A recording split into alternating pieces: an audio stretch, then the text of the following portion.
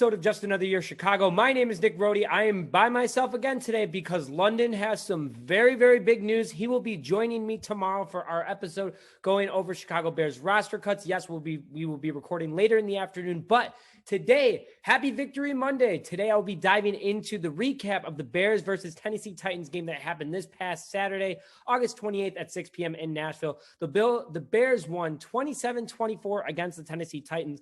A lot of big things happened. Justin Fields obviously got the start and looked very smooth in his first start as a quarterback for the Chicago Bears. The offensive line played the whole first half as a starting unit. There's a lot of things they did well, and there's a lot of things that they still need to work on. So more to come on that. And who's locked in on the roster? There's definitely one guy. I think you all know who we're going with after a 3-touchdown game by him. I'll lock into that in a little bit. And people that we might see tomorrow cut by the Chicago Bears and a little bit on the defense. But before we begin, we'd like to thank our sponsor, Stupid Car Tray. Tired of your pizza topping sliding, office coffee distracting you while driving, grease and other stains getting on your seat, or you're just enjoying a game on the couch and don't want to lean over? Look no further than the Stupid Car Tray. Proudly USA made, Stupid Car Tray makes your passenger seat or couch a level surface for all transportation and couch potato needs. Visit www.stupidcartray.com and use discount code J16 to get 16% off your entire order. Link in the description. Our team all has trays, and you should too. Great when you're on the couch watching a Bears game, a Bulls game, a Hawks game, whatever type of game you're trying to watch. Visit the link in the description below and apply code JAY16 at checkout to get 16% off your entire order. Let's jump into it. The Chicago Bears defeated the Tennessee Titans in Nashville 27-24. Let's take a few things from the offense first. Justin Fields obviously wanted to hit on out of the gate. He looked smooth. He looked really comfortable in the pocket, even when the pocket broke down, was able to throw to it, whatever target he wanted to throw to. Working with that starting offensive line definitely gave him an advantage compared to playing with the 2s and the 3s that he has in recent weeks. So Justin Fields, definitely, you give him protection, you give him more time. You thought he was good the first 2 weeks of the preseason. He looked even better. He had a couple really nice throws on the run, especially one over to tight end Jesper Horsted, who had a 3-touchdown game. Get into that in a little bit. But Justin Fields looked really good. A better offensive line gave him that ability, but he also showed off his speed. He was able to move in the pocket because the offensive line did break down. It did have its struggles. It was its first game back as an entire unit. Jason Peters' first game back after being out for a long time, obviously almost literally retired. Looked really good though. But Justin Fields, impressive arm strength. The accuracy was there. Hits touchdown in the end zone to Horsted was super impressive. I don't have the video, obviously, in this video, but go look it up on Bears Twitter, Instagram. The NFL even talked about it. It was very smooth. So shout out to Justin Fields. His overall stats for the game, though, he was 7 for 10 passing with 54 passing yards and 1 passing touchdown to Horsted. But his overall stats of the preseason, what's really impressive, and a lot of people don't think about right out of the gate. He went 30 for 49 with 368 total yards, 76 of them being passing, 92 being rushing, and 3 total touchdowns. So rushing and passing touchdowns, 3 total out of that. Wow. I got to say this is that if Andy Dalton is rocked his first 2 weeks as a starter, Andy Dalton will be the starter for the Chicago Bears. I know a lot of people are upset about this because Justin Fields continues to impress. There are still things that he has to work on, though, and I don't want to keep the safety net on him any longer than we have to, but Matt Nagy and the Bears coaching staff feels that way.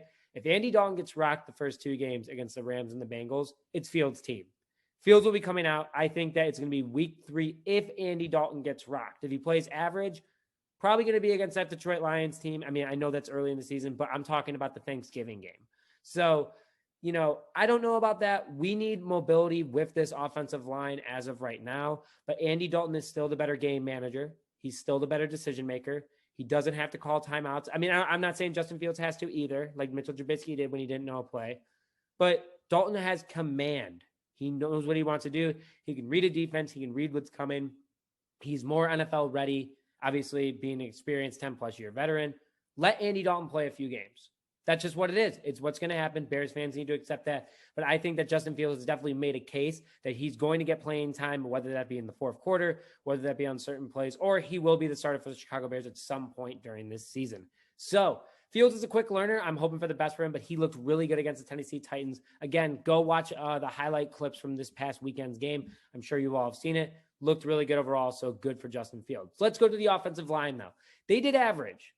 Good, I guess, in regards to, they haven't played a full season together, or they haven't even played a game together. This was the first week. Last week was the first week that they were all at practice together. Jason Peters, Jermaine Ifedi, James Daniels, Cody Whitehair, and Sam Mustafer. Tevin Jenkins is out still, obviously, due to recovering from that back surgery. Hope for a speedy recovery from him, but they have a lot to work on over the next 2 weeks before the LA Rams versus Bears Sunday night football game on September 12th, 2021. They played the entire first half, though. Matt Nagy really put these guys to work. And, Jason Peters, again, he's a 39-year-old dude. He didn't look as strong as he did, obviously, when he was playing for the Philadelphia Eagles or when he was young. When he was younger on the Eagles or in his prime years as the Eagles. But they did rotate in Larry Borom because that was a rumor that was going on that potentially Larry Borom and Jason Peters would be rotating snaps. It looked good. Overall, it was fine. Peters did what he had to do in order to get the job done. Again, he played against a lot of second players. So just needs more repetition. I think that honestly, though, it could be a very heavy rotation game week 1 for Larry Borom and Jason Peters because of that very tough front seven from the LA Rams. Overall, the Rams defense is very good. So Jason Peters definitely has the experience to go against them, but does he have the mobility and the physical, ability to do that anymore? We'll find out week 1 against the Rams. But overall, they struggled with some penalties. There was a couple false starts on Jermaine Ifedi. I know there was a couple internal false starts. I don't believe there was any holding. I'm sorry. If there was, I apologize if I'm wrong about that. But the line definitely looks like they were in preseason form. And having 2 more games before that definitely would have helped this line. But against the Bills, James Daniels played. They started getting more into it. It's just the tackles are the big worry right now for the Chicago Bears. So hopefully they'll be going full speed in practice, having Khalil Mack, Robert Quinn, Travis Gibson, and anyone else rushing the tackles will give them that experience to shake off that rust and move forward. Now, let's go into Jesper Horsted. 3 touchdown game from the tight end who has been fighting for a roster spot. Obviously, London and I have been talking, and Tony have been talking very highly of Jimmy Graham, Cole Kmet, and new tight end Jesse James. Who was going to be the 4th guy? Jesper Horsted, in my opinion, locked himself in having a 3 touchdown game. And that's a pretty good tight end group. Jesse James, Cole Kmet, Jimmy Graham, and then now Jesper Horsted. Horsted's been on the Bears for a while. I think that he's a good addition. He definitely proved himself and balled out against the Titans, catching 2 touchdowns from Nick Foles and 1 touchdown from Justin Fields. So good to see that. Very excited for Jesper Horsted. Hats off to you for a great game. And he still could get cut. That we find out officially tomorrow. So you'll find out in our Tuesday episode. That is tomorrow. We are filming on August 30th. 2021 at 1:15 p.m. Central Time.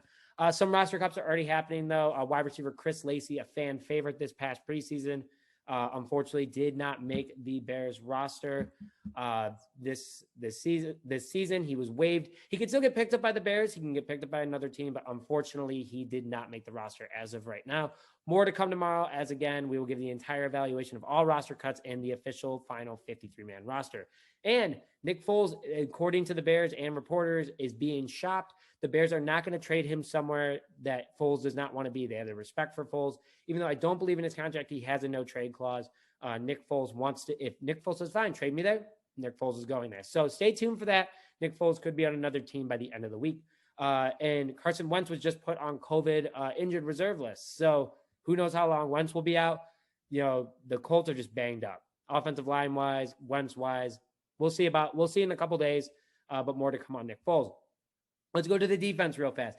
Danny Trevathan, someone that I said in the last episode with Tony, who could be on the chopping block, started the game and had a very decent amount of playing time against the Rams. It took complete advantage. Trevathan had 1 interception and 3 tackles in the first half. Good to see him out there reading offenses, making plays. Obviously, getting an interception is a big deal for this defense, as it was not a takeaway defense the last 2 years under Chuck Pagano. Sean Desai is hoping to bring that back. So I ate my words in regards to Danny Trevathan. So hats off to you, sir. I think it was awesome. I definitely was an appetizer. It wasn't the full meal. We'll see. Danny Trevathan still could be on the chopping block, but with his leadership and what he did against Tennessee, I think he stays. And it sounds like he's going to be splitting time up with Alec Ogletree if Ogletree makes the roster as well. He's another guy that's on the bubble. But Ogletree and Trevathan would be a great rotation. Both played very well against the Titans, so good to see that. Eddie Goldman also played against the Titans. I know that a lot of people have been wondering what's been going on with Eddie Goldman ever since he was put on the COVID-19 reserve list. He did play against the Titans, had a decent game, was really in the trenches, making plays. So good to see him that he recovered from the COVID-19 scare that he had. He's getting a decent amount of reps in, and he is a key to this defense being successful in the 2021 season. So stay tuned for that. But welcome back, Eddie Goldman. Great game against the Titans.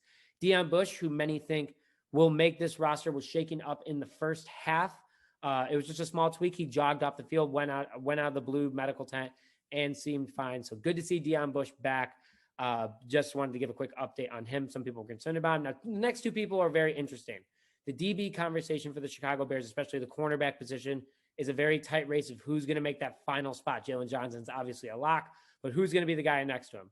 Artie Burns, who had a lot of playing time against the Tennessee Titans, got playing time against the Bills, was a start running with the ones during practice, struggled in the later half of last week's practices, and struggled against the Tennessee Titans.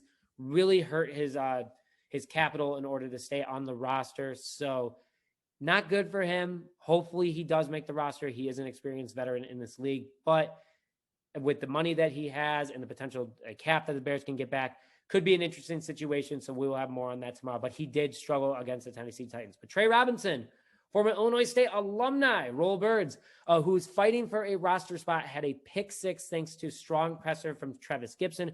Travis Gibson has much improved as well over this preseason compared to where he was against the Miami Dolphins. He's definitely, I think, a lock for this roster. And, Travis Gibson, hats off to you for making that play happen. Let's go into topic number 3 real fast before we close out. Who is on the bubble, in my opinion, right now in regards to the roster cut deadline? I already kind of spoke on Danny Trevathan and Alec Ogletree. I think they are both locks for sure on this roster, especially with the play. But bigger names that we could see that haven't been mentioned. And I did hit on Artie Burns, so I apologize about that. But Artie Burns went on the bubble this week after his poor play against the Titans and with practice. But then you have wide receiver Riley Ridley. No one can really get behind him. He has not shown that he's improved at all in the NFL. He's only had a couple passes thrown to him in professional games in preseason.